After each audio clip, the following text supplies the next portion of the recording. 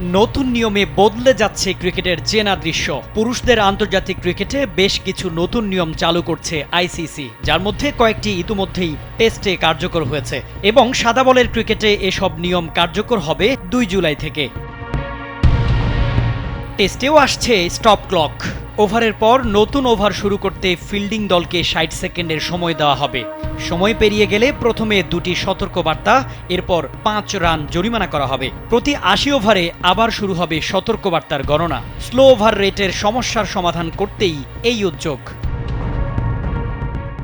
লালা নিয়ে নেই আগের মতো কড়াকড়ি। বলে লালা লাগানো নিষিদ্ধই থাকছে, তবে আম্পায়াররা বল পাল্টানোর প্রয়োজন মনে না করলে সেটা অপরিবর্তিত থাকবে।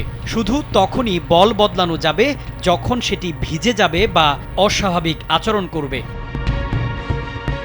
করা হয়েছে ডিআরএসে এলবিডব্লিউ পর্যালোচনার নতুন নিয়ম। ক্যাচের রিভিউ ব্যর্থ হলেও এবার এলবিডব্লিউ দেখা হবে যদি ব্যাট প্যাডে না লাগে এবং অরিজিনাল ডিসিশন আউট হয়।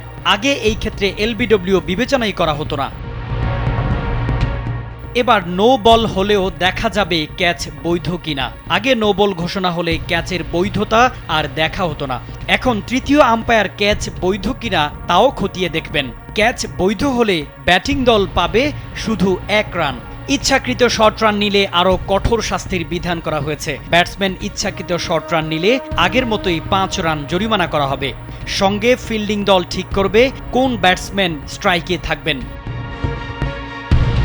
ঘরোয়ায় কোনো খেলোয়াড় মারাত্মক চোট পেলে থাকছে ফুল টাইম বদলি খেলোয়াড়ের নিয়ম। আইসিসি বোর্ডগুলোকে জানিয়েছে এসব ক্ষেত্রে ঘরোয়া প্রথম শ্রেণীর ক্রিকেটে পূর্ণ সময়ের জন্য বদলি ফিল্ডার নামিয়ে ট্রায়াল দিতে। এক্ষেত্রে কনকাশন বদলির মতোই ফিল্ডারকে লাইক ফর লাইক হতে হবে। আর খেলোয়াড়ের চোট ম্যাচ অফিসিয়ালদের সামনে স্পষ্ট হতে হবে। হ্যামস্ট্রিং কিংবা মাংসপেশির টান এক্ষেত্রে বিবেচিত হবে না। নিয়মটি হবে পরীক্ষামূলকভাবে।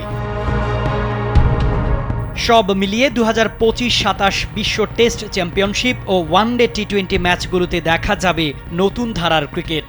এই পরিবর্তনগুলো খেলার গতি ও ন্যায় বিচার আরও বাড়াবে বলেই বিশ্বাস বিশ্লেষকদের। এ কে এম শামীম খান, কালবেলা।